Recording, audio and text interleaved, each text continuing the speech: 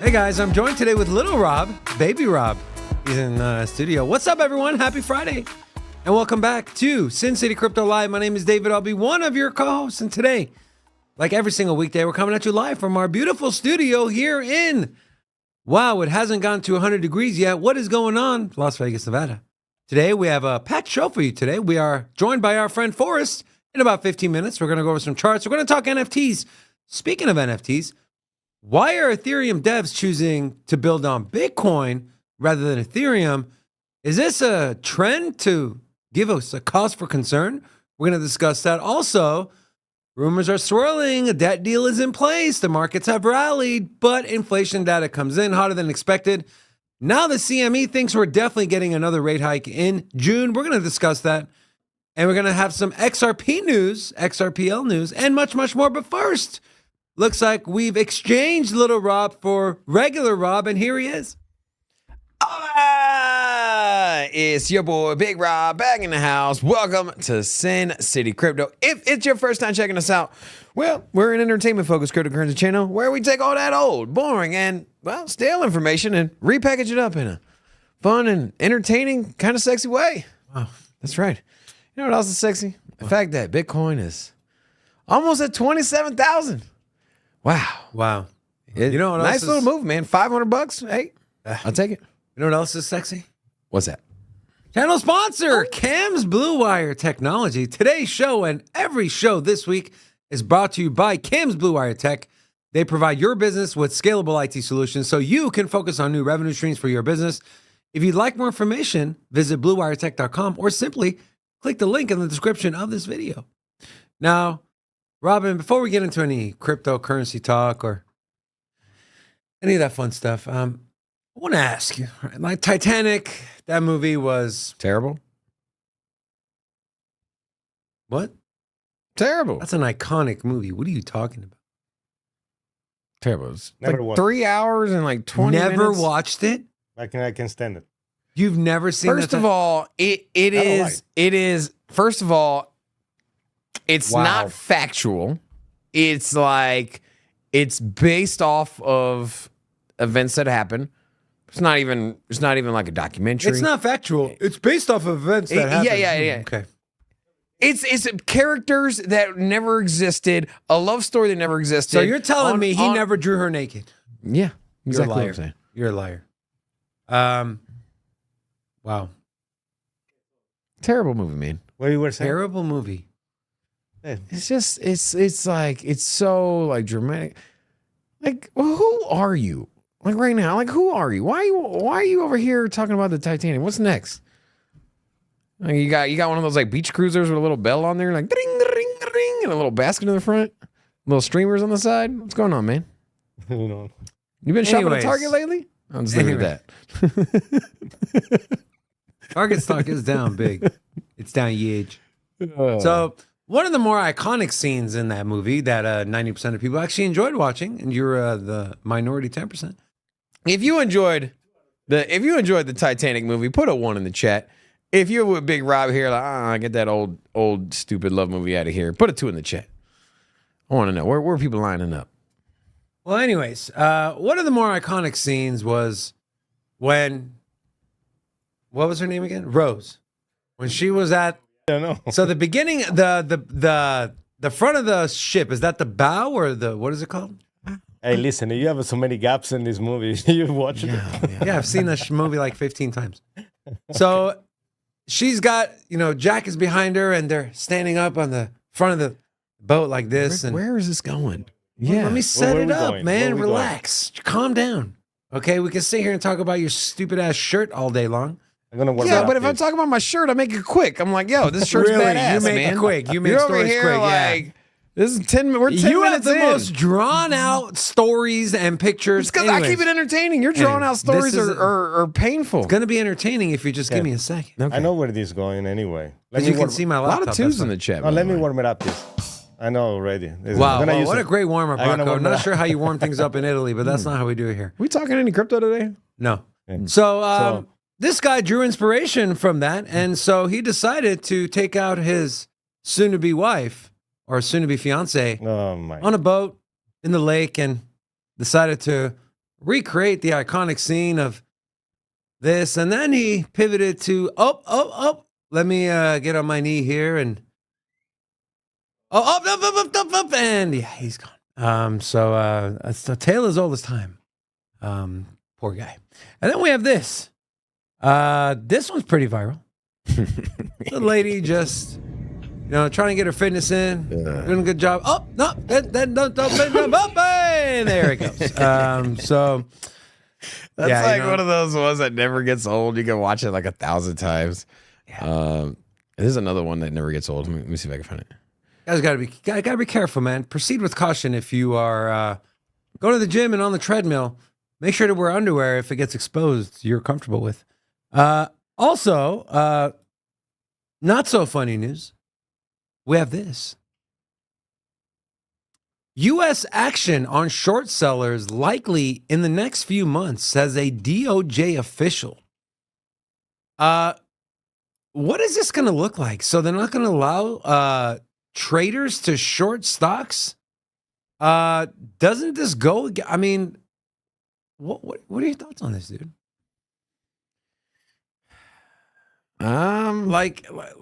What kind of effect could this have on the market? I mean, here's the thing. Like, no, they're not gonna be able to stop people from shorting, right? I mean, you can't. U.S. action on short sellers. I don't know. You can't. This is all some headline BS. Why can't you? Because, well, first of all, people are going to figure out a way to do some kind of derivatives trading to short anyways. You might not short the same way you did before, but the traditional market isn't like crypto. Yeah. There's no decentralized exchanges or decentralized anything. Everything is ran by a company. And if companies like Charles Schwab and E-Trade and whatever other platform you use don't have the function of shorting stocks, what do you do? But the function of shorting stocks is borrowing on and then putting in a position. You can kind of do that without physically borrowing. You can just sell off and then profit in other ways. Put it that way. I don't know. It's real. People make money by businesses going out of business, and if you remove the short feature from stay, and then they're not going to do that. What are they going to do? Not let you long? Like, well, all you can do is long, but not short. That's what it sounds and so, anyways, what I was saying here, this one never gets old. This is one of my favorite. That's a weird cat guy. That cat just looks so clueless. It's like David in the studio. No, that looks like you when That's you like tried to David in the snitch studio. Robin, what are we talking about today, Robin? Do you have any idea what we're talking about? Cats. Exactly. Who's clueless? So we didn't cover this yesterday, but Ron DeSantis broke Twitter. So he decided to team up with Elon Musk. They did a Twitter space. Can you hear me? And the goal was to announce his presidency. Right? Or his run for presidency.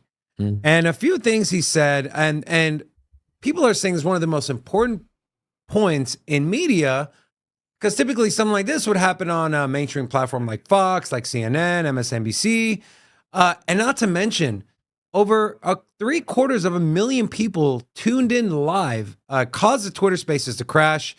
After the fact, you had over 6 million people who listened to that Twitter space.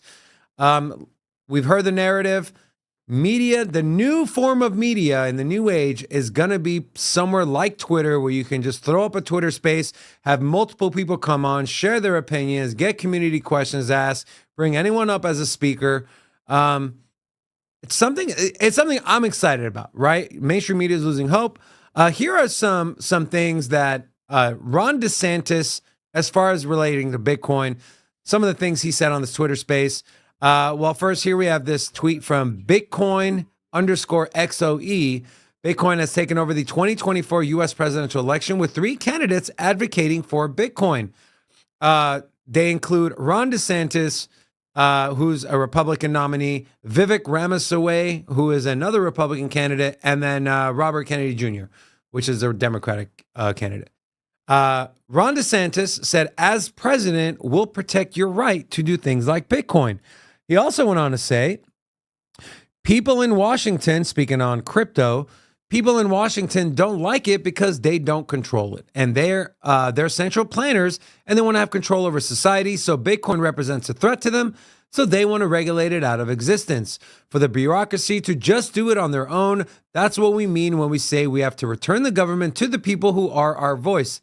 As president, I'll protect the ability to do things like Bitcoin. A lot of people made fun of him for saying do things like Bitcoin. I just do not have an itch to control everything they may be doing in this space. And I think that the current regime clearly has it out for Bitcoin. And if it continues for another 4 years, they'd probably kill it. Now, before I get your opinion on this, I want to bring on our guest Forrest here, and then we'll get all of our opinions on this. So, Rocco, let's go ahead and bring on our friend Forrest. Forrest, how you doing, bro? Hey, guys, what's up? Thank you for joining us, my friend. Second time this week. We feel honored. Every time I see the hat, I think it's like an old school Cleveland Browns hat. Are you a Browns fan? No, I'm not. This is a Kiowa Island hat. This is like a golf course in South Carolina where my we didn't get married on a golf course, but they have a golf course that's actually really nice. It's on the PGA Tour. They sometimes have the championship events there. And my wife and I got married on Kiowa Island, so hence the hat. Where was my Sorry invite, for bro? the backstory. Did my invite get lost in the mail or? We didn't even know each other back then, so 2017. So Forrest, he wouldn't have showed up anyways. That's right. For him, I would have. For you, I would have for sure. Forrest. So Ron DeSantis, I don't know how much of that conversation you caught. Kind of his announcing his presidency on Twitter kind of literally broke Twitter. This narrative of media 2.0 is going to be places like Twitter, like social media, where free speech is still valid. People can hop on a Twitter space and have 1 million people listening and even bring up special speakers, have questions from the community. So I feel like everyone here, me, Robin, and you can agree that the landscape is changing. You had DeSantis come out and say, if the government or this regime, talking about the Biden regime, clearly has it out for Bitcoin, and if it continues for another 4 years, they'll probably kill it. Can you speak on the whole new mainstream media being on somewhere like Twitter, and then also what DeSantis said? And just, I know I'm throwing a lot of things at you here, and just your thoughts on seeing 3 presidential candidates being essentially pro-Bitcoin, pro-crypto, whether that's lip service or whether they actually mean it remains to be seen. But maybe share your thoughts on everything I just talked about. Yeah. So first of all, I think this is this pro crypto stance is a really good stance to take if you're a politician looking for voters, because at the end of the day, a lot of people are going to be voting based off of this issue.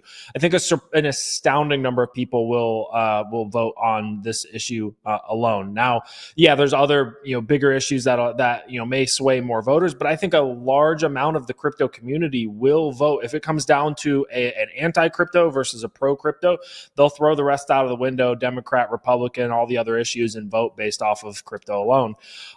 One thing that's interesting about Twitter and the fact that DeSantis did the spaces with Elon. This is a new kind of news outlet that platform for getting a large audience. I think there was over 100,000 people listening in. I'm sure a lot of people have been listening to the recording. And it's kind of, honestly, this ties into my personal prediction.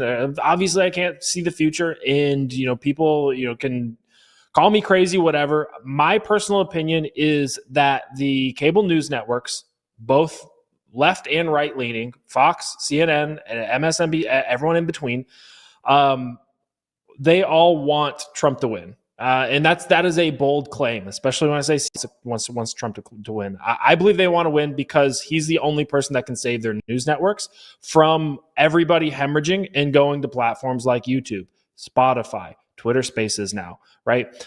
He's the only person that drives the amount of viewership for them to actually do well and have good ratings on the cable news networks. Any other like right now, I think they are absolutely dying to talk about Trump. You have a pretty honestly boring person in the White House right now, and Biden just doesn't drive viewership to these cable news networks. He's good for the just memes. Doesn't. He's good for the memes.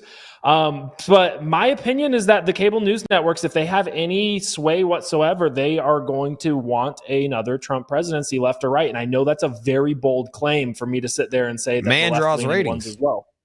Here's the thing. It's like nobody draws ratings like him. Yeah. There's just, you cannot deny that. What, like him or hate him, the man just drives attention. He has the attention economy in the palm of his hand, and that's my prediction. But it's interesting. COVID for sure. lockdown. Let me tell you, man. There was one thing I was looking forward to is when he was doing his press conference before he had that blonde chick over there, the press secretary. Like I forget her name, but. Yeah, he had like a good 3-month run where he was doing those press conferences and he talking about drinking some Clorox and he was out. Like he was done, bro. And I was like, man, that was so good. But no, it would make sense. Like if you were a producer, you're looking at your ratings going down, you're like, where our ratings have been dropping ever since Trump left office. Call Trump. And guess who's running for office? I mean, it's a no-brainer. I don't even think it's a conspiracy theory. I think it's just logic. It'd be like trying to tell like Walmart, be like, hey man, you wanna promote this Christmas thing or what? Like of course, that's like their busiest time. Same thing, busiest time the media's ever had. As of lately, I don't want to say ever, but as of lately, is definitely. Can probably say ever, bro. You literally it might be, yeah. But the thing is like a lot of people are transitioning out of cable television. That's the only reason I don't say ever. But as far as all the platforms, if you were to combine social media and all of those bridges, as far as how you consume content, it probably was the most watched presidential like press conferences ever. I think so. And it's interesting, Forrest. What you said is, mainstream media wants Trump back in office. But if anyone that comes out and in favor of supporting Trump, they get just demonized by the media. It's not that they have to support him; they just got to get him in there. Yeah, that's what CNN did. You could cover the back. You could cover. You could just cover all the stupid crappy. You could make a montage. Did that and they got raked over the coals. No, you can just blast them. I'm telling you, the ones that had the biggest ratings wasn't Fox News. The ones that had the biggest ratings was like CNN, and it was all these like ABC and that were basically, NBC, where they were just critiquing every word he said and like, overanalyzing and blowing everything up. Those are the ones that gained. And then it was across the board. Remember, it was like Jimmy Kimmel Live, everybody. It was like, hey man, you need to mask up, vaccine up, and and hate Trump. That was a narrative. Let me ask you guys this question, and of course we're speaking theoretically here. I want to keep the presidential thing going, but tie it more into Bitcoin. Biden's been pretty anti-crypto, even though he hasn't. Well, I guess he has come out and made some statements to show that he's anti-crypto. But if he's starting to see people like Robert Kennedy Jr. and other people, maybe even on the other side, who are more pro-crypto, start to get a boost in engagement or a boost, in the polls or whatever the case may be, and somehow they can tie that directly to crypto, you think there's any chance that we might see a narrative shift from Joe Biden's administration if he's feeling the heat during his, run up to be the next nominee again for the presidential candidate? Speaking of boost, I'm trying to figure out how to boost up the like button. We only got 30 likes. What are y'all doing? Go ahead.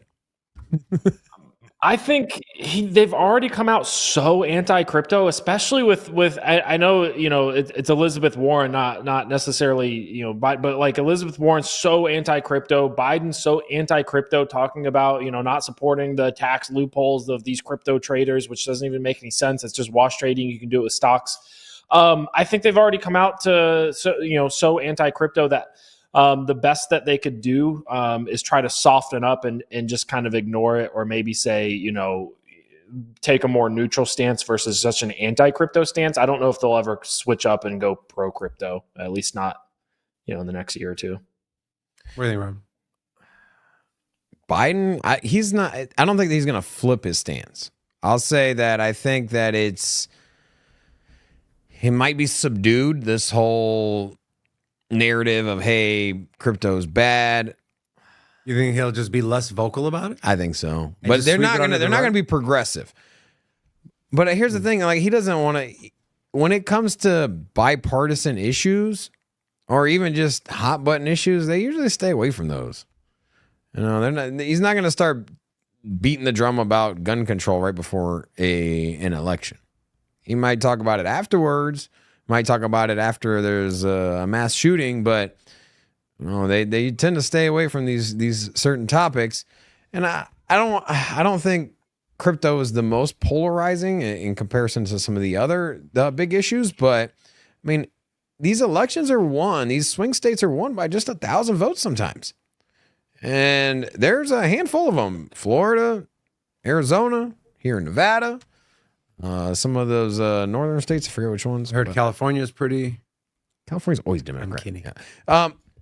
So it doesn't take much. So you don't want to alienate your voter base because of a subject that realistically is not front and center on the ballots, right? It's not we talk about it, but you know, outside of our crypto circles, it's not like the big pressing issue. I think it's debt and inflation and a host of other issues. So I think they're just going to stay away from it. Now, you know, this kind of how we even got into this conversation. The fact that Elon Musk and DeSantis had their Twitter Spaces, which had such a big draw, and you had Tucker Carlson, you know, leaving Fox News and launching his own channel or brand under the Twitter or in Twitter. We're seeing a shift here. So, you know, I think we're going to get more advertising on social media than we did before. It was last election. You had Biden trying to get influencers to endorse him as far as YouTube and content creators. And I think this might be, this is here to stay, right? Cable is fading quick. And I think that CNN is going to be, I think they're going to start moving their platforms to social media. And instead of having CNN and ABC doing their live coverage on broadcast television, I think you're going to start getting that same kind of coverage on social media. And if you don't, you're going to end up fading in the same way that newspapers did. Remember Wall Street Journal and the New York Times, I mean, those are the two big ones, but other than that, most newspapers have faded. They're pretty much gone. And even Wall Street Journal and New York Times, their business model is down as well. No, they're mainly online now. Yeah. And here's the thing, like, if they didn't transition to online, they got left behind. And so I think it's going to be interesting to see how this shapes up because, one, I think you're going to get political candidates endorsing YouTube channels. I think that's coming, right? Because we see how much marketing money they throw at just broadcast television. Wait till you start seeing that on YouTube channels instead of. I mean, if that's where the eyeballs are, right? It would make sense. Oh, it's gonna go. It's coming that way regardless. So, DeSantis, what's up, man? You want to sponsor the channel or what? Can I get bullhorn sound? Would you take a Rocco? sponsor? Hold on. Would you take a sponsorship from Joe Biden? Hell no. That's funny. Now, if he started, getting it, because he was on the right track. If anybody caught the FOMO, it was definitely Joe Biden, right? During the bull market, he's all about like, we want to embrace this technology. Let's put out an executive order. And then a couple things crash. He's like, it's a damn I honestly think it's the people around him, the people surrounding him, the special interest. No, he was open and he thought it was great technology during the bull market. And then a few exchanges went under. We know what happened. And all of a sudden, he's over here talking about taxing 30% on Bitcoin and energy concerns. And man, he caught the bug, man. He caught the crypto bug, man. And hopefully the next cycle, he piles back in the same way that a lot of the retail comes back in. Maybe Joe Biden will come back in. Probably not. Reel him in. Probably not. Robin, you mentioned inflation, and we have new inflation numbers come out, and apparently, according to the CME, we're getting another rate hike. We're going to go over that here right now. Inflation rose 0.4% in April and 4.7% year over year, according to a key gauge from the Federal Reserve. The core personal consumption expenditures, aka the aka the PCE, rose 0.4 in April, and then 4.7 from a year ago, both a touch higher than expected. This is the Fed's like favorite This is their metric. favorite. Yeah. Despite the higher inflation rate, consumer spending held up as well. I wonder why. That's the dumbest thing. Consumer spending held up. Well, no shit, because everything is more expensive. That just has made no sense to me. Drawing a comparison or saying, oh, consumer spending is up, the economy's good. No, it's up because they have to spend more money. I don't want to spend $6 for a gallon of gas, for example. But there are times that deviates out. There are times that people are preserving cash and just trying. Can't preserve cash if everything's more expensive. The necessary goods are expensive. It's a little bit more complicated than that. Gasoline, food, rent, borrowing money. Anyways, the Personal Consumption Expenditure Price Index, which measures a variety of goods and services and adjusts for changes in consumer behavior, rose 0.4%, where the Dow was expecting them to only rise 0.3%. Now, I know it sounds small, just 0.1% change in what they expected versus what they got, but it was enough to move the CME. Remember yesterday? This was 55, 45? Pretty much, yeah. Now Pretty it's shifted in the favor of another 25 basis point rate hike. So now that number is coming in at 64% probability. Are they going to raise the interest rate again? I don't know. Are they? Let's talk about it. I mean, at what point does this whole thing collapse? I mean, when it was 2%, like, we would have been like over. Remember, we talked about it. It's in the archive somewhere. Community members, go find it. But we were saying, and we believed it, and I still kind of like it does make sense. But we were out here saying, if interest rates go above 5%, the whole system will kind of start to crack, and things will start to break. And I mean, yeah, exactly. That's what I'm saying. We're starting to see the banking collapse. We've had 4 banks go under. All of them. We didn't cover this yesterday. To Washington Mutual. We didn't cover this yesterday, but they halted all deposits at Capital One Bank yesterday. So, but that wasn't. I saw that article. It wasn't like the bank. I don't know. I forget the details of it. It wasn't. I think that was more of like a misleading headline. But, anyways. Yeah, the thing is like, what is this environment going to look like if we raise up another 0.25, man? There's so much debt and leverage in the system. We're in a bubble. I mean, the S&P 500 rallied pretty damn hard from 2020 and on, and we haven't had any big shakeout in the stock market. And the whole premise behind this raising the interest rate was to slow the economy, and that generally translates into a rough recessionary period. And we're in a recessionary period, but I don't exactly know if it's rough. At least not in the corporate sector, at least not in the jobs, at least not in the day-to-day living. Now, spending is up. That's positive. Yeah, but borrowing's not up. That's the thing. Like, and so they're one way of looking at it is that they want to reduce spending. And that's why they're raising the interest rate, so that way people are not incentivized to borrow and purchase things they can't really afford. And so that's going to be even harder, man. I tried to refinance my car, and it was like, I got no better deal. They were like, nah, bro.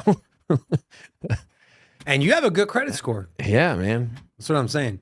What are your thoughts, Forrest? Yeah, I think personally, I'd be super worried about deflation and harder recession if they boost rates again or hike rates again, 0.25. If you look at inflation, which I'm just gonna use. You mentioned deflation. Why should people be worried about deflation? Off the top of your head, if you don't understand macro, you're just like, well, deflation is a good thing, right? That means we're paying less. Well, why should people be worried about deflation? Yeah, a lot of times it's so the whole idea behind the target of 2% inflation is that it stimulates the economy and stimulates growth, and you want to see GDP and growth increase over time. And when you have a deflationary environment, that means that it encourages. So I'm pro deflation when it comes to like crypto and tokenomics. But when you have an entire country running on like the US dollar and this like 2% inflation target, and you have like complex lending and borrowing systems, that 2% target and the stability of inflation being at 2% year over year is pretty important. You start moving into deflationary times and prices are going lower year over year, prices are dropping year over year. So you look at the effect that starts to have on the economy and the effect that starts to have on companies, right? Who are, you selling a Ford F-150 for 30,000, let's just say $60,000 one year. And then the next year you got to cut prices. And then the next year you got to cut prices. So it encourages, it's bad. Like you don't want to buy a new car because you pay 50,000 for it when you could get the next year's model the next year for 2-3% cheaper. Yep. So why would you buy now? And that's a really dangerous thing for the economy. And you can start, spiraling out of control where people are disincentivized to buy houses, disincentivized to buy cars. And that really hurts GDP and companies' growth. So yeah, it's kind of, it gets more complex than that, but I think if you swing into deflationary period, almost kind of like a correction, I think that's okay, just for the simple fact of where we were. I just don't think you don't want to be in a deflationary period in a long-term sense. Then, yeah, as you mentioned, who's hurting the most by deflationary period would be the retail sales, because they're not going to make their prices go backwards generally, so they're just going to they're not going to go from all right, we're charging $6 for but a dozen if eggs we now. peaked out at 9% a year ago, and I know we're not going to get there now, but I'm just saying if we peaked out at 9% and we were over 5% for over a year and a half, and if we were to all of a sudden have a correction in the market, the housing sector like pulls back for the simple fact that you have the commercial real estate, and then also just people are not getting mortgages and they're still building new homes. Wouldn't be surprised if you did have a significant pullback in the housing market. And then that being the biggest factor to inflation, maybe we do get a deflationary period for a few months. I think that would be healthy, but anything more than that, I don't think so. I don't know. Yeah, Forrest, did you have anything? I feel like I kind of cut you off to talk about deflation there, but you're getting ready to say something. No. So yeah, I mean, I think that the main worry is that there's something called like in econ, like a deflationary spiral. So when you dip into deflation, the worry is that it slows consumer demand, which then slows production, which then slows growth, and prices decrease more, and then that slows consumer demand even more, and it can spiral out of control. I believe Japan had an issue with that in the past. But no, the Trueflation is, in my opinion, a really solid resource for more real-time data on inflation, and that's got inflation at 2.86%, dropping very quickly post this April spike. So, I know the PCE was like 4.9%. The reported numbers so far in April have been, 4 to 5%. I think it's like 4.9 if I'm not mistaken. Is the government reported rate. But Trueflation ticked up as well to 4.5% in April. But after April, so far in May, inflation, the real-time inflation, as measured by Trueflation, has been dropping very quickly. It's all the way down to 2.86%. So the more real-time data is showing that inflation is indeed dropping really rapidly. And if they hike rates again, I would be worried that we overshoot that 2% target by a lot, and that wouldn't be good if especially if things are going to break that don't necessarily need to break. Right, and just the ripple effects that can cause as well. I don't think people put enough thought into you start getting the banking sector to get worse, and then treasuries, and then that market, and that spills over to this market, and they're all interconnected in this web. And so if one big domino starts kicking it off, then you're gonna see a lot of things start to fail. Now, Robin mentioned the markets were up. Nasdaq was up about 1.3%. The Dow was up 300 points, and there's reason for this move. And that is Wall Street growing hopeful that a debt ceiling deal will be reached soon. There are rumors swirling that there is a deal in place. Some people say there's always been a deal in place. This is just political positioning. But congressional and Biden administration negotiators were zeroing in on a deal that would increase the U.S. debt limit for 2 years. How convenient. Once a debt deal is done, markets will have to deal with the harsh reality that the Fed is going to kill this economy, said Ed Moya, a senior market analyst at Owanda. Not Wakanda, but Owanda. The end of tightening might not occur until the end of summer, and that means we'll probably get bigger rate cuts next year. And then we have, been keeping an eye on this for a while. This is the Treasury, the U.S. Treasury. We are currently under $50 billion sitting in Treasury reserves. Essentially, this is all the money we got left in the bank as a U.S. bank, as a U.S. government, as a U.S. country. So June 1st might be sooner than June 1st. So I feel like what's happening behind the scenes is a tentative deal is already in place just in case something happens, because some days you get a closing balance higher than the opening balance. Some days you get lower. Some days you get much lower. It just depends. So we might wake up tomorrow and this thing can go from 49 to 30 billion. Not likely, but it's possible. That happens a few days in a row. Now you're at zero a lot sooner than June 1st. But, we talked about it ad nauseum. Do we think, I feel like we can all agree the practical thing is we all can agree that they're going to raise the debt ceiling. Very unlikely that they're going to let the U.S. default and see their credit rating drop from, it already dropped from AAA to AA.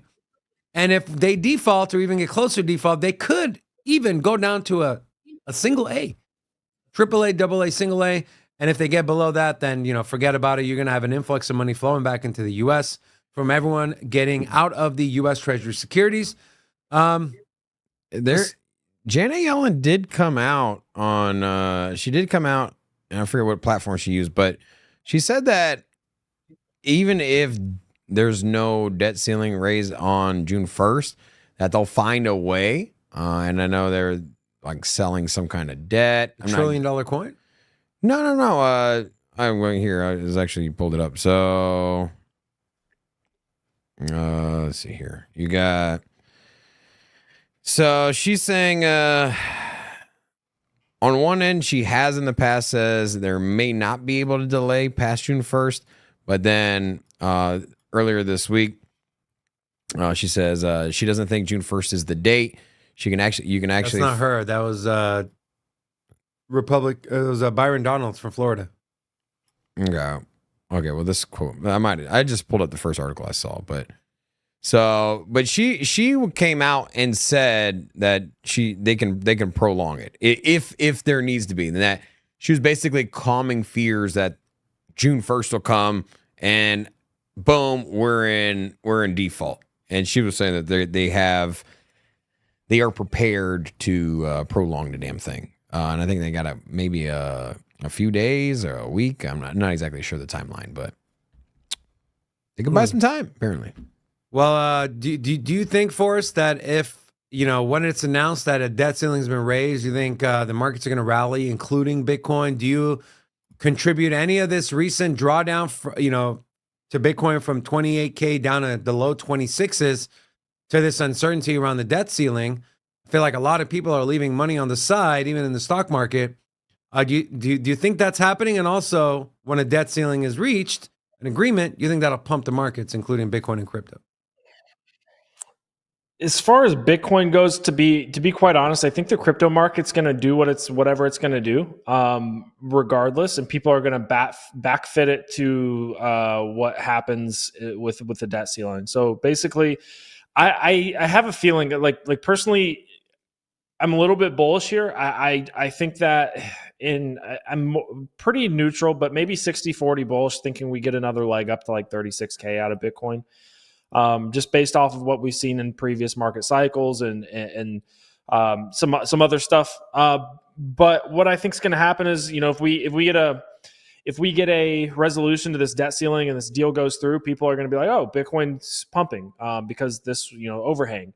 If we don't get a resolution to the debt ceiling, I think and Bitcoin pumps, people will just be like, oh, Bitcoin's the answer to this debt ceiling problem. It's the answer to this fiat problem that we have with the U.S. dollar and how screwed up our current monetary system is. So I think that either way, I think we have a potential dip down to 24, 25K, and then get a pretty hard bounce and maybe another rally above 30K. But obviously, we're going to be paying really, really close attention to the charts. Right now, that's what I feel like the charts are leaning towards. But if anything changes and we get rejected at some key resistance levels, I'll switch up on that. As far as the stock market goes, I do think we could see the stock market rally if a deal is reached. But so you think if like later this afternoon or tomorrow the debt ceiling is raised, they come to the agreement, you think all markets rally, commodities, Bitcoin, S&P 500? Probably. I would assume so, Interestingly, right? I think I saw a good example though in 2011. I think that's where the government shutdown actually did happen, if I'm not mistaken.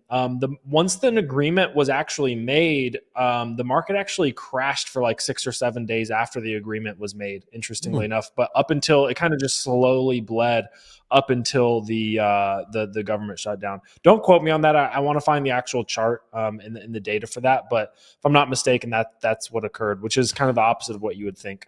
It's tough. I just want to give a quick shout out to the chat. If you are new here, say hello. So we're dropping a whole lot back at you. We have Blue Wolf, Jerry with a G, Chris Ergo, you Exata. I don't know how to pronounce that, but just throw that out there. We also got Crypto Pew Pew and King Christopher. To all of you, hola! Welcome to Sin City Crypto. Do us a favor, hit the like button. We only got 60 likes. Do you not like the show? Are you not entertained? Do you not like my hammer?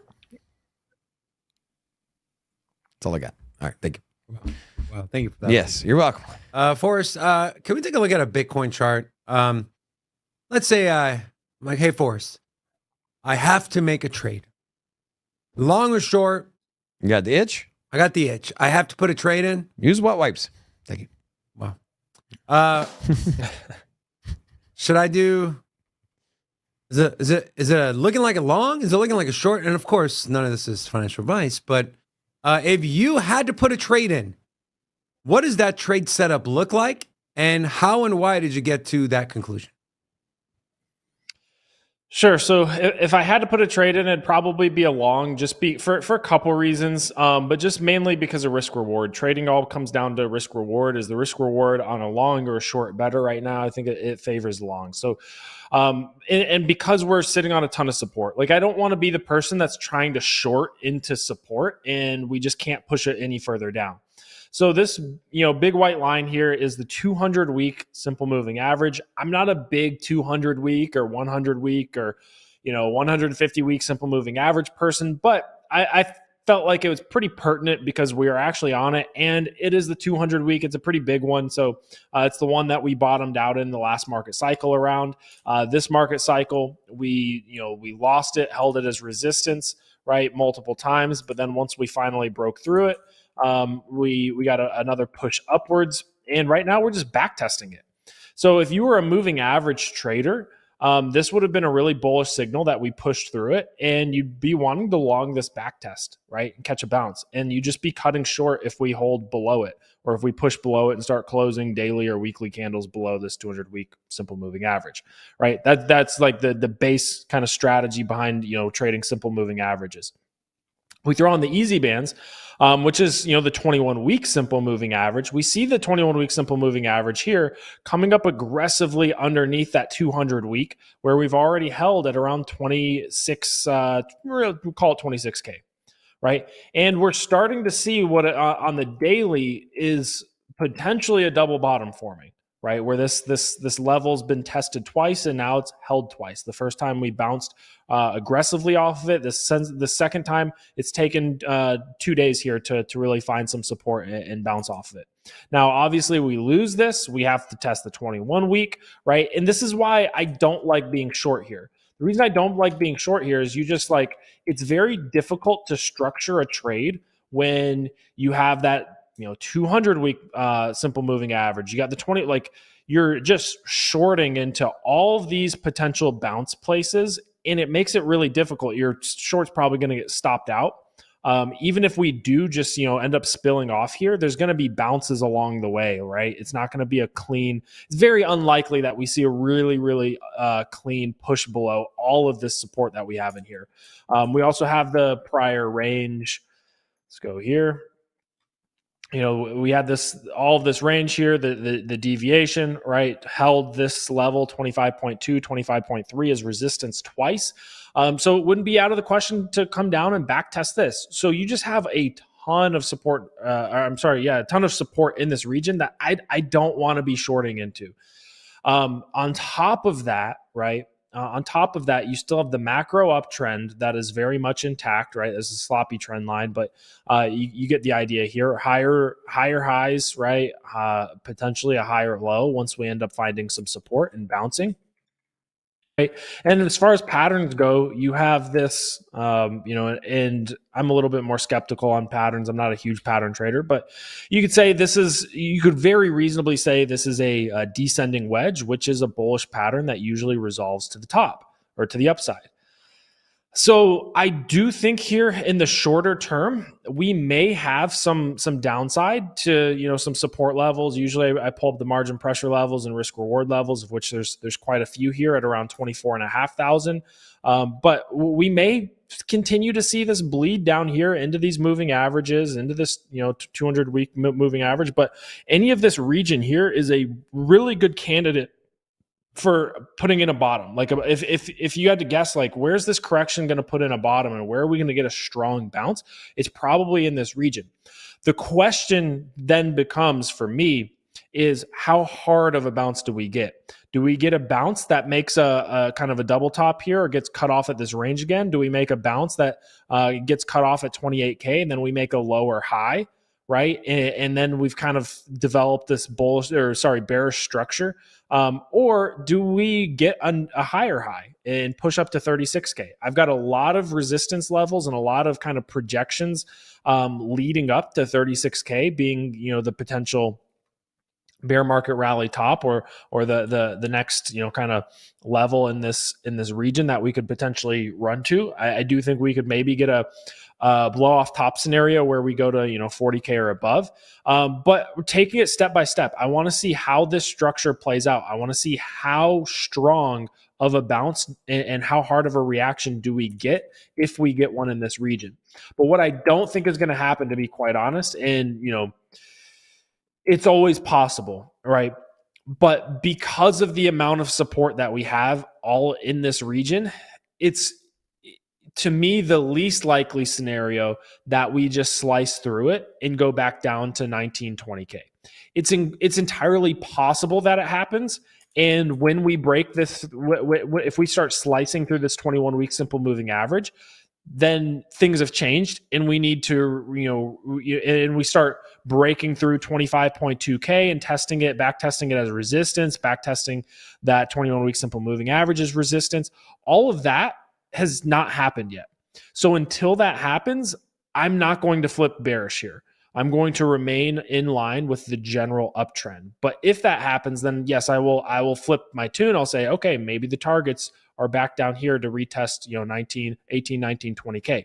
But as long as we're holding above these levels, I'm actually quite bullish. And I think a long swing long, low leverage, maybe even spot buying some Bitcoin in this region and then riding it up back above 30K or even just to 28 to 30 if we can just go back up and retest this range high is a decent play. So I hope that makes sense. Yeah, absolutely, man. And I think it's important to have some levels drawn out And that's the thing, you know, when you're doing TA, it's all about probabilities. Nothing's kind of, you know, certain or guaranteed. We did have a super chat. Crypto Pew Pew said, how well do you think Near can perform during the next bull run? Not sure if you want to talk about that through a chart. Robin, feel free to jump in. If you want to share your thoughts on Near Protocol, it's a layer one. We had one of their marketing guys on the show, David Morrison. And so I met him at Consensus. Yeah. Super flashy jacket on. Just a side note, but yeah, I'm a fan of Near. I like Near. I think it's has potential to break its previous all-time highs, and had a pretty big run up last year or last bull market. So I know prices are probably comparable on Near as it is some of the other layer ones in kind of that same range. So maybe a 10x would be my kind of just initial throwing out a number there from where we're at now. a 10x would be just back to last all-time. Would it be? Okay. Near got to about a little over $20, and it's sitting at about $2. Boris, you have any thoughts on Near? Yeah. Or? Yeah. So Near is a quality project with really good technology. I've heard only really good things about it from developer friends of mine. That being said, the block space on these layer ones and even layer twos to some degree is becoming more and more commoditized, right? So like it doesn't matter how good your technology is, if you don't have the network effect and you don't have TVL, as in money being transacted on your chain, and you don't have people transacting on your chain. If you don't have those two things, or like we see Polygon right now, it has a lot of people, has less money than Ethereum, but a lot of people. You have Ethereum where it has, as far as the NFT market goes, has fewer traders, fewer actual people doing the trading, but it has a lot of money swirling around in the NFT space. So to me, you kind of have to solve that problem. And the reason being is there's just so many good options right now. Like if you want to build on a chain, you can build on Arbitrum, and you're probably going to be able to have a great experience. You can build on Solana, have a good experience. You can build on Avalanche. You can build on Polygon. You can build on Ethereum if you're willing to make the gas fee trade-off. There's all these other chains that are good enough on the tech side that having slightly better tech, or even really like a lot better tech, doesn't necessarily matter as much as what I think a lot of people think, right? They're like, oh, it has the best tech, it's gonna win. Well, they have to figure out a way to onboard actual users and real money onto their chain. So that is the big question for Near Protocol, is can they do that? If they can do that, then I do believe that they have the technology to really succeed in the space and will perform well.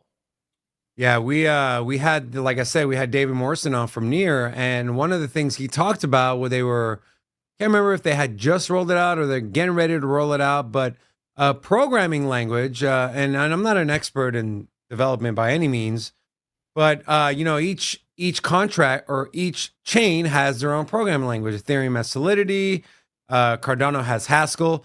Near was implementing Java or JavaScript, which is, I believe, the most used programming language by developers. And so by doing that, they were essentially able to open up their chain to any developer, even coming from the traditional world, who understood and can code and write in Java, to come over and build on Near. So I thought that was pretty cool. I haven't heard anything bad about Near. The only thing a lot of people say is it's another VC coin. It's got a lot of VC money behind it. Haven't looked at the tokenomics recently, but not sure what the inflation rate is. But yeah, that's kind of our thoughts there. Crypto Pew Pew. Thank you again for supporting the channel with your super chat. Forrest, I want to look at crypto bubbles here. So over the last day, we have Arbitrum, some of the biggest gainers. Arbitrum up 5%. Pulse Chain and Pulse X both up 4.5%, pretty much 4.5%. Stacks up 2.7%, so kind of flat. If we go over to the hour, again, well, not really flat. EOS is pumping. That's up 2% of the last hour. And over the last week, Hex down 52%. Pulse X up 37.5%. Render up 17%. And so not a lot of exciting things happening in the market. You know, we're seeing small legs down on Bitcoin, on alts. Are there any other charts that kind of stood out to you, or that you've been eyeing, or maybe just waiting on a little more of a move to the upside or downside to you know, put a trade order in or execute? Good question. I like Solana in this like $19 to $20 region, but I think I've shared that recently enough. I know Render has been having a really incredible week. So obviously this is like kind of a play off of GPU rendering, and with NVIDIA. Actually, I don't know if you guys have seen the NVIDIA chart, NVDA. I might as well just pull that up. Had they beat earnings, they're breaking all-time highs, right? NVIDIA is the GPU company, so you know you used to kind of long NVIDIA in bull markets, in AMD and in crypto bull markets because of the Ethereum miners, right? They would buy up all the GPUs, send up GPU prices, and NVIDIA and AMD would do really, really well. But I believe this is predominantly related to the increased demand potential. And I'm not an expert on why NVIDIA is pumping or their financials, but if I'm not mistaken, it's due to, and am I not sharing my screen here? I'm sharing my screen, right? Oh, I'm sorry. Let me pull up the chart. It's due to the increased demand that people believe that this whole AI boom is going to have on the chip market. So NVIDIA just, you know, raging through all-time highs. And then you look at the Render chart, and Render is a decentralized marketplace for GPU power. So if you have a GPU laying around, you can run some, you know, software that essentially renders jobs, you know, renders, you know, does rendering work, and you get paid, or you can earn money through your GPU. So if a lot of old Ethereum miners are very likely repurposing towards this. And obviously you have a super ridiculously strong, I'm not gonna say strong, but a very steep uptrend with Render. But I do think, you know, from the bottom here, we're already up 900%. I do think we do have some resistance coming through, and I don't necessarily want to jump out in front of Render and try to short it too soon. But if we throw on our margin pressure levels from our most recent swing low at around $1.62, you're going to see that that's going to put us our resistance here at our impulse move down at $3.25. And then if we throw on our short margin pressure levels from this, you know, prior high at, you know, $6.65, we do have that confluence that gives me some strong resistance, and I could see a correction, right? We're talking about an asset that is moving with more volatility. You know, a lot of volatility makes it very attractive to trade. You could see that correction from 333 back down to 244, and that would be a nice 25% move for you. And even within an uptrend, you can catch these nice shorts. I mean, this was a 36% correction. We had another correction over here that was 23%. We had this correction, which was 58%. So that would be the resistance level that I'd be potentially looking to short. Maybe we get a push up through it, right? And then it you know, falls back below and holds it as resistance. That would be the trigger to go short. And I also like the way this is kind of starting to make a ascending wedge, which is actually a bearish pattern. So I'd potentially be looking to short there, but you know, you'd want to keep a nice stop loss, wait for confirmation, and be willing to flip long if we hold support on the back end of that range. Because Render could absolutely run if you look at what NVIDIA is doing. Yeah, I think it's interesting. You kind of drew the, not comparison, but the correlation between something like NVIDIA, who, by the way, added $200 billion to its market cap with its recent move. I mean, 25% move in one day from an S&P 500 stock is pretty freaking massive. That's like Bitcoin doubling essentially overnight, is how I would equate it to. But, you know, do you think even like TA, you know, you got the TA, you got your resistance lines drawn, but do you think the narrative of what we're seeing from the traditional markets with NVIDIA and this whole AI thing and render kind of being tied to the hip to this whole GPU, computer chip, NVIDIA thing, do you think the narrative can trump these resistance levels and can essentially, make, inadequate the resistance lines you have drawn? Or do you still strictly stick to what the charts are telling you? Yeah, so when you have strong confluence there, it's like I'm not trying to, if I take that short, I'm not trying to short render into the ground when it's in a huge uptrend and NVIDIA is just absolutely crushing. What I'm looking for is just a nice, healthy correction back down to a support range, and then maybe I'll flip long. I do think that we are in an AI bubble, but those bubbles can last. Like, we are in an AI bull market. So like when NVIDIA is just going through the roof like that, I don't necessarily think that's sustainable in the long term, but there could be another 20, 30, 40, 50%. If the market's all piling in on top of one stock. We've seen what these short squeezes can do and have done in the past. If you've got people that are trying to short an overvalued stock, and then the retail crowd just comes in and just continues to hammer the stock with buys and longs and calls. And the same thing goes for render. Or render could 10x from here, right? If the market really decides that this is the future and we get an AI bull market. It could absolutely act irrationally and run really, really hot from here.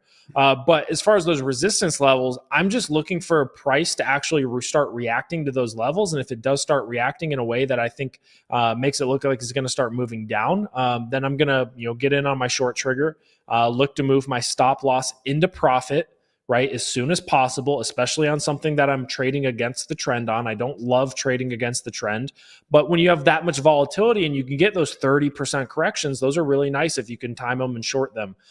So it's, being willing to flip directions and being nimble and being willing to say, hey, I was wrong on this. I'm going to, just let myself get stopped out, or I'm going to move my stop loss into profit immediately so I don't get stopped out on a trade that's going to be potentially moving against me.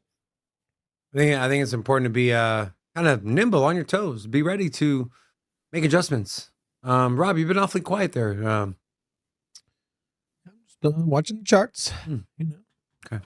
Yeah, it's a little weird. When you're anyone with kids will understand if you're usually you got kids in the house and they're loud, and then all of a sudden there's like a 10-minute moment of silence. You're like, all right, they're up to something. Are you up to something? No. I'm trying to figure out where the likes are at. Doing some investigating over here. Hit that like button. How's that investigation going? Good? What is funny, Robert, when you were in Miami, all the time it was say, where is Rob? Where is Rob? Where is Sound Rob? like you missed me, Where is man. Rob? You know? I know. Who said that? You were saying that. When the hell did I say that? Yeah, you said all the time. All morning before we go live, Rob is going to connect. What is it? What is it? Oh, I missed Rob. You're a liar, bro. There's like a bromance going on with Rocco and Robin. I don't know what it is. Oh, man. Might have to break off and start a channel with me and Forrest. All right, seriously, let's move on. Did you notice my shirt kind of matches your background? Just throwing it out there. Wow. Good camouflage back there. Excellent job, Robin. Great analysis. Thank you so much for adding that input to the show. I'm sure the viewers tuned in just for that comment. They did. Now, I want to move on to the thumbnail of today's show. ETH developers are choosing Bitcoin over Ethereum. Ordinals is drawing former ETH devs to build on Bitcoin. It's a source from Decrypt. Among the crowds at Bitcoin 2023 in Miami last week were pockets of Ethereum developers drawn to the world's biggest and oldest cryptocurrency by Ordinals. Ordinals Safe, which is a self-custodial Bitcoin wallet built for the Ordinals, was among these startups present with Ethereum in its veins. The majority of its development team has experience working with the second largest token by market cap, of course, referring to Ethereum. That's all I had on this one. And then we had this piece of news as well. Stably launches hashtag USD as the first BRC20 stablecoin on the Bitcoin network. This is sourced from dailyhodl.com. This is a quote from Stably. Stably, a leading stablecoin as a service and fiat on and off ramp infrastructure provider, is aiming to revolutionize the nascent Bitcoin ordinals market by launching its USD-backed stablecoin, Stably USD, as a natively issued BRC20 token under the symbol #USD. The groundbreaking development marks a critical milestone in the exponentially growing Bitcoin ordinals ecosystem that is now reaching $500 million in total market cap in less than 6 months. $500 million in less than 6 months. That's pretty massive. According to Stably, every USD token is backed 1-to-1 with US dollars in collateral account managed by a US regulated custodian for the benefit of KYC AML. So you got this like Bitcoin's ecosystem is kind of growing. And you know, Forrest, I asked Robin this question yesterday. Like, if you can do everything on Bitcoin, like, are we going to see them take market share away from even layer ones like Ethereum? Okay, so my take on you were asking my take. Yeah, your take. Oh, yeah, my bad. I didn't mean to interrupt. No, you're good. I think my audio cut out there for a second. But yeah, so my take on this is that, and this is something that I am very up to date on. Like me in the research hub and in the Discord, we minted. It's called OXBT. It's a BRC20 token that launched yesterday. We were able to mint it. I was able to mint 70,000 tokens. It was a free mint. It only cost gas fees, so it cost me around $200 in gas fees. Those tokens, as of today, are worth $3,500. Right? So we're up on this. Like I'm paying attention to it. And as somebody who has been super familiar with the NFT ecosystem on Ethereum, on Solana, on Polygon, on and now on Bitcoin, what I will say is I personally believe that we're seeing a lot of developers come in and a lot of interest in BRC20 tokens and ordinals. And I do think it's something that will be here permanently. And I do think we're going to get a strong narrative. And I think we're already in a strong narrative and money is flowing into it. In the long term, as far as like consumer applications go, I don't think it will have legs in the sense that the actual user experience on Bitcoin and what you can actually do on the Bitcoin network is hamstrung by the fact that you don't have like native smart contract abilities built into the Bitcoin network and the Bitcoin chain, right? So like Ethereum is designed specifically for smart contracts, right? Solana is designed specifically for smart contracts. All these other layer one networks. Bitcoin, you're trying to force like a round peg into a square hole or whatever, a square peg into a round hole. Like that's the phrase that comes to mind. And I still think that a lot of people will be okay with that and it will still attract a large amount of people and a large amount of money. But the overall UI and UX and the overall experience will always be a little bit more complicated and full of friction compared to the networks that were designed specifically to do things like, the NFT staking and NFT lending and all of that stuff that you can do in a decentralized manner and DeFi, like all of that stuff you can do really easily. Whereas Bitcoin, like it just, that layer has not quite been developed yet. And maybe it will be developed. Maybe some really talented developers will come over to Bitcoin and develop ways to do things that makes the user experience really clean and really simple. But I'm of the opinion that the future will be multi-chain and certain chains are built for certain things. And Ethereum will, be, where certain things happen. Bitcoin will be where certain things happen. Solana will be where certain things happen. Cardano will be where certain things happen. And you'll have these blockchains that kind of find their niche users and their use cases. So do I think ordinals is going to like just completely dominate the NFT space and take all the market share away from Ethereum? No, I think Ethereum NFTs will still be a thing. I think they'll still be probably the main place where NFTs happen. But I think we'll also have Bitcoin ordinals and BRC20 tokens and maybe some DeFi on Bitcoin as well. And I think there's a lot of interest in that. There is so much going on on the Bitcoin network right now, it's pretty crazy. And we went through the whole bull market where wasn't much going on, right? The transactions didn't get bogged down. There wasn't much anything other than the Taproot, which, funny enough, was the BIP that kind of got us into the situation. But there's several fronts going on here. There's several things going on with Bitcoin. One, you got the base layer. Then two, you have the potential for layer twos. And we've seen how effective the Lightning Network can be. Where they're batching transactions and then putting their ledger on top of the Bitcoin network to leverage their security.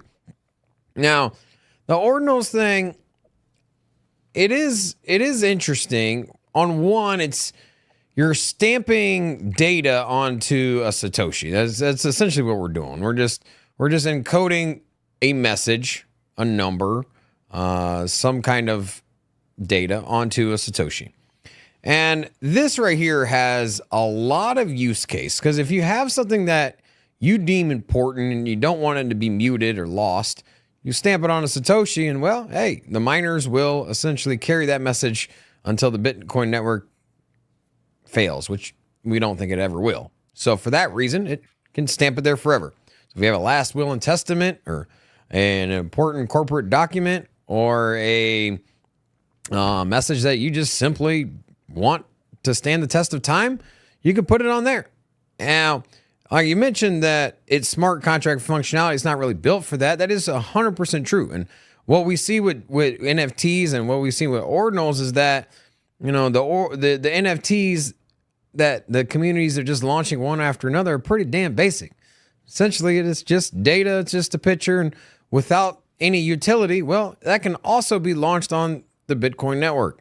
Now, where it changes is with utility and, as you mentioned, staking and a host of other options. And then if you broaden your thought horizon outside of just the NFT space that we are familiar with, where it's a picture, and you think about the possibilities of NFT with multimedia, and perhaps ticketing and documents and data, or you can just think of the smart contracts where, hey, I want to put in a bet and bring in data from an oracle to facilitate which side of the bet won. Or, hey, I'm going to transfer ownership of this asset over here. Once you receive it, send me my damn money. That's some very basic smart contract functionality. That's something that can't be done on the Bitcoin network. With that said, I think that the next bull market, there is going to be a space for smart contracts on Bitcoin network, not on the layer 1, but on layer 2s. Keeping a close eye on Stacks. We saw Stacks, which is probably the most well-known layer 2 for smart contracts that runs on Bitcoin. They had a big run up. They were down like all the other projects were in the bear market. I think they rallied up to $1 and some change. They're down 50% from where they were during this ordinal craze. So, if you're looking for an entry on a smart contract on Bitcoin, look no further than Stacks. And that's outside the top 50 in the coin market cap list. And when you're going to get now we're hearing about stable coins, I think this has the potential to be the next sector that really pops off. Smart contracts on Bitcoin network. We saw the rise of Polygon. Polygon took advantage of congestion on Ethereum's chain to build on top of it as a remedy. Now we're seeing the same thing. You're seeing the congestion on the Bitcoin network. We have a backlog in the mempool of transactions that still need to be validated. Why even mess with all this when you can do an actual smart contract with actual NFTs put on top of the Bitcoin network and do it on a scalable solution? All the same properties that you get from Polygon are here in a layer 2. So keep an eye out for Stacks, and also keep an eye out for other new projects to come into the fray that also have the same opportunities that Stacks is addressing. When I was at Bitcoin Miami, I saw an entire exchange built off of ordinals running in real time on the Bitcoin network. The exchange was also decentralized, and They're moving ordinals around. And now they called it a marketplace. It was, think of like OpenSea, but they weren't just moving NFTs. They were moving tokens. So you could launch your own token on the Bitcoin network, have it on the exchange, and this is all happening for pennies. And this is something that caught me off guard. Sure, the art is cool, it's beautiful, it's on Bitcoin, it's trendy. But where the real power is leveraging the security, the immutability of Bitcoin, and stamping a smart contract on top of it. Pay attention. It's gonna be big. You know, I'm just kind of looking at Stacks as you're talking about it. It's only got a total supply of 1.6 or 1.8 billion tokens. Which 1.38 is currently circulating. It had an all-time high, a little over $3. It's at 60 cents. And you see that ordinal bump up where you know it's pulled back pretty significantly. It got up to over $1. I don't remember the exact number, but I remember I was kind of keeping $1.30. It's at 60 cents, down 50% from where it was in this most recent rally. But the thing is the interest in ordinals has not faded. If anything, it's growing, but yet this scalable layer 2 that addresses some of the issues, is corrected heavily. And I don't know, man. Keep an eye on, man. Rob Stradamus' guy is on to something here. I'm letting you know. Watch out for Stacks. I kind of agreeing with you. I like the comparison you drew to how Polygon started, violently moving up. It did move violently up because it was addressing a congestion issue and a high fee issue. Yeah. And boom, high fees on Bitcoin, lots of congestion on Bitcoin. Also, it addresses the fact that there's no real smart contracts on Bitcoin. I mean, and then you start talking about stable coins, like we see how big market that is. What are the three of the top five? Was it three or two of the top 5 coins are stable coins and by market cap? And then 3 of the top 10? No. BUSD is out. Did BUSD fall out of there? Forrest, what do you think about everything Rob just said? To you, your personal portfolio, is Stacks something that is worth it to you to maybe, if you haven't already accumulated, start accumulating? And do you kind of agree in the comparison he drew to what Polygon did to Ethereum? Yeah, so this is just a perfect example to bring up the research hub. February 11th, we flagged Bitcoin NFTs are selling for absurd amounts of money. A Bitcoin CryptoPunk derivative recently sold for 9.5 Bitcoin or $214,000. Brought up the reasoning behind this was just very super basic, right? That Stacks may see some speculation due to its use cases supporting NFTs on Bitcoin as well as the transaction fees. So I took a spot position in Stacks at 28 cents. Right? When was this, Forrest? What was the date this came out? This on February 11th. February 11th. Okay.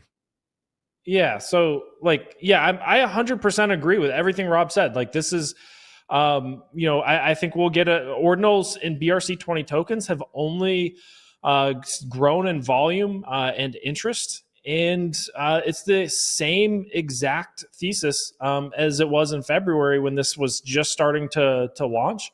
But now it's only gotten bigger, and we're sitting on a 2x right now at 60 cents from that 28-cent entry point. Popped up to $1.30, and now it's corrected back around the 21-week simple moving average. I don't dislike a Stacks accumulation here. I don't dislike another entry for the exact same reasoning. It's you've really only got 2 options. Another one that we put in the research hub, I'll say, is it's a much lower market cap one. They're doing similar stuff to Stacks. I think they're way earlier on in their development, and I don't think they're as robust as Stacks. But they are at like a 1/10 of the market cap, and that's Mint Layer. So that's another layer 2 for Bitcoin. So those are the 2 ones to keep an eye on, and those are the 2 that we've personally flagged in the research. Did you hub. just give us the inside scoop? Maybe the inside scoop. Mint Layer. Yeah, I'm looking at it here, okay? And so, a lot of people in our space say, "Oh, I called this layer 2, or I called this altcoin before it rallied." Well, you got to go back and kind of make sure to are they telling the truth? Are they talking out of the, you know what? And so that paper came out on February 11th, you said. And your initial leg up, if you would have invested in it, would have been a 2.5x. And then if you would have sold at the top, which, doesn't happen, you're looking at a 400% gain. And so this is why it's important to make sure you are taking in information from trusted people in the space, because they can expose you to certain things before they pop off, right? Everyone come out and say, yeah, I told you about ordinals after it's pumped for 2-3 weeks. But it's the people that talk about it beforehand that can see these trends before they begin or before they blow up. Those are the people you want to take advice from. And so I'm sure all the subscribers in your Sistine research were pretty happy to see this. But, I don't currently hold a bag of stacks, and I'm seriously probably going to start accumulating some of that. And then this mint layer thing that you just brought up, never even heard of it, but I'm definitely going to take a look at that as well. So thanks for that, Forrest. I really appreciate that. And that's why you tune in, because you get the alpha here at Sin City Crypto. Robin, why don't you, kind of getting worried here, you're a little quiet. Why don't you take some time and... It just took like a 5-minute stacks rant here. You want it 15 minutes? No. Just this long pause here. I don't like it. Will you just say something? Something. Yeah. All right. And if you are new here, say hello so we can drop an all out back at you. BMX was asking, am I Portuguese? Yes, I am. He's fake Portuguese. You stop it. Real Portuguese. Really important. I'm a real Portuguese. Also, do us a favor, hit the like button so we can bring some people in here. Viewership is down across all the YouTube platforms. Let's break the trend and say I'm in. Thank you. I'm in. Wait, what? You're gonna... There's no new people. What do you want me to say? Like, who do you got? What about BM/X? He's a member. We do got Chronic with a 1 in here. I think he's new. That was a great album. With the Dr. Dre one? Don't tell me you didn't like it? Yeah. I want to know what the chat thinks, because the chat's actually pretty quiet here. Are you fans of the potential for Bitcoin? Do you think this, or do you think it's gimmicky? Do you think that Bitcoin and utility outside of its store of value, do you think that will expand? Put a 1 in the chat if you think that this ecosystem that we are now seeing it, with a little scratch of it. Put a 1 in the chat if you think this is going to get a lot bigger than what we're already seeing. Put a 2 in the chat if you say, these smart contracts, they're kind of dumb on Bitcoin, and they're a lot smarter on Ethereum and some other networks. And get out of there. Don't be playing around with my Bitcoin. Get out. Put a 2 in there. So I want to know. 1 stay, 2 get out? That's right. Okay. I want to move forward. So I feel like this was pretty big news that, wasn't really covered that in depth in the media, but we're going to cover it here. Panic over a $1.5 billion DeFi bridge multi-chain. It's starting to shift to some of the projects you're familiar with, i.e. Phantom. Now, just to give some background, so I'm going to read this article, and I'm going to give you some background on this whole multi-chain thing. The crisis continues for blockchain bridge multi-chain, formerly known as AnySwap. Rumors have been swirling since yesterday morning that Chinese authorities arrested multi-chain team members and that they now have control of the wallet, which contains $1.6 billion worth of cryptocurrencies, including tokens like Phantom, or coins like Phantom, like ADA, like Litecoin, like Avalanche, like Cosmos. Binance has even stepped in to address the situation, suspending withdrawals for several of the bridge's tokens. Multi-chain is one of the largest blockchain bridges in crypto, facilitating the exchange of tokens across multiple networks. It allows for ecosystems such as Binance Chain, Avalanche, Polygon, and Ethereum to interact with one another. Now, Phantom has become one area for concern. 35% of its assets are issued by multi-chain, including 80% of its total stablecoin market cap. Forrest, what have you heard about this multi-chain issue going on? It's enough for Binance to step in and halt withdrawals. What's concerning to me is news that the Chinese law enforcement has taken over the wallet. Now they have control over $1.5 billion worth of coins and crypto. Yeah, so this is actually, aside from the headline that I saw yesterday, seeing this headline yesterday, this is the first that I've heard of it, and I'm not sure whether or not. So, my question that I would want to answer on this is: do Chinese authorities actually have access to those funds? Because if you think about it, like if the team was smart, first of all, like, and this, if this was built in a decentralized manner, like no human should actually have access to those funds, those deposited funds, right? It should be all in a smart contract that can only be redeemable by the depositor, right? You know, you deposit on one side of the bridge, you get issued a token on the other side of the bridge, and the bridge accumulates funds, and the team shouldn't even have access to that wallet. So I'm not sure if the authorities do have access to these funds, then that means that the team had access to these funds, and the team should not have had access to these funds for this very reason. Like, something bad can happen when, the team has access to these funds, like they get arrested and, it gets, taken over by authorities. So that's the first question. If they don't have access to these funds, I think this is actually a decent buying opportunity for something like Phantom that has a lot of exposure to this. If the funds aren't being, held by authorities. The reason being is I think Phantom's good technology. I think it's a good chain. I think they have a good team, and they have a massive bankroll, a massive treasury, and I think they're going to be a top contender for being a big chain and a force to be reckoned with in the next bull market.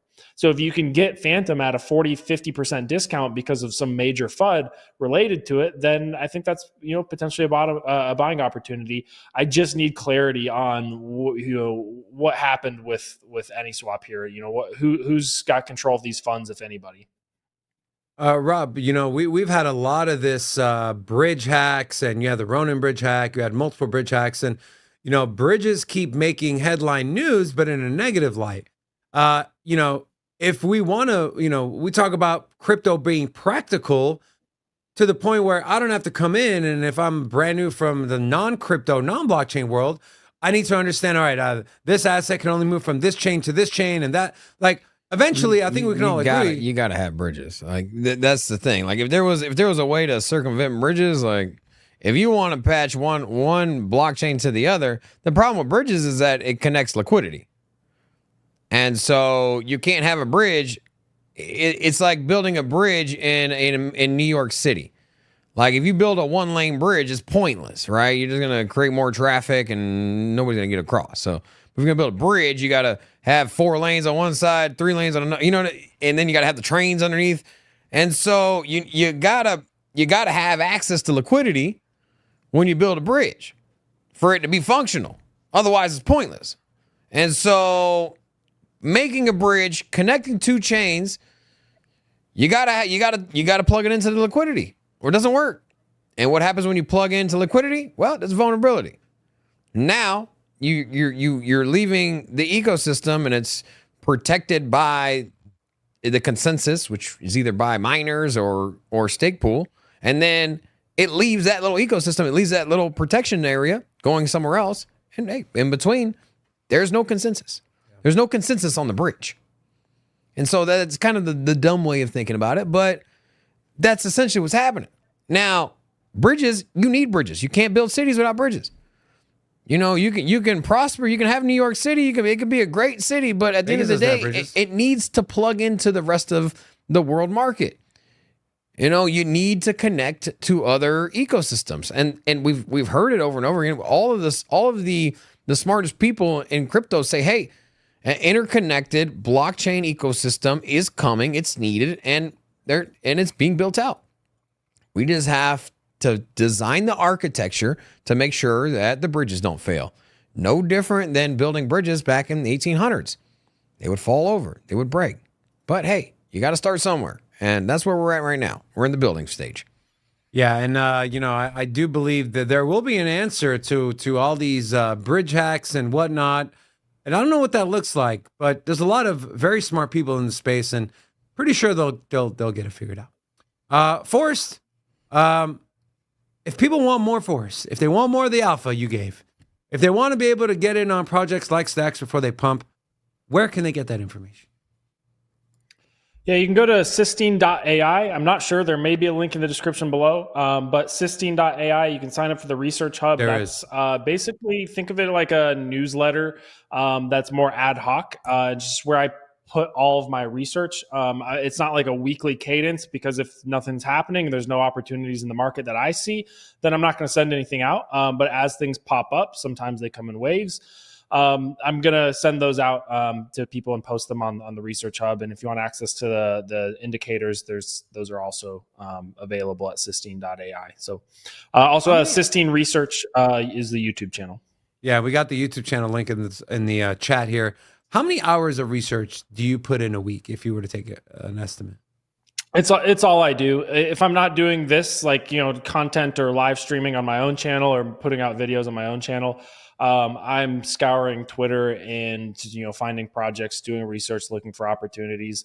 Like I mentioned, the one yesterday, it's whatever is in the market, whatever's happening in the market. The hot thing right now is BRC20 tokens and ordinals. So that's what we were doing yesterday. We were minting a BRC20 token and trying to make some money. And those are the kind of things. So it really just depends on what's happening in the market, and that's kind of what my job is just to keep track and do research every single day and be willing to explore new ecosystems and new narratives. Awesome, man. And we appreciate you bringing some of that to our show here. Guys, go follow Forrest on Twitter at 00Forrest with 2 R's. Also, if you want access to the Research Hub and you want to support our channel, there's an affiliate link in the description of this video. With that being said, go check out our other social medias, our merch store. And you know what time it is? I can hear a tornado coming. I don't see it yet, but I hear it, I think. Guys, have a great weekend. Thank you so much for joining us on behalf of myself, Robin, Rocco, and Forrest. We love you all. Monday, same time, same place. Sin City, crypto, everybody know we here for entertainment and info, gonna show you how to get that big dough. So every day stay tapped in, for big facts, no capping. With Bitcoin, if you're in then you win, we divide the pie with no fraction. It's Big Rob, David, I split the game but they gave it. Name the coin that's your favorite, I got dry powder, why save it? To the OGs, new beginners, special shout out to the whale members. Buy a dip, sell winners, ain't really nothing you can tell sinners. Tune in for the latest new flavors, they gonna teach us. Mean coins, they polarizing like barbecue chicken pizzas. I laugh with a major grin, laggers we trade them in. Baddies they came to sin, and sinners gon' play to win. Screaming hola, till my bags are flowing over. Hold ya, to the moon and to the solar. Won't I? Don't be letting FOMO control ya. It's over when the finger tornado close ya.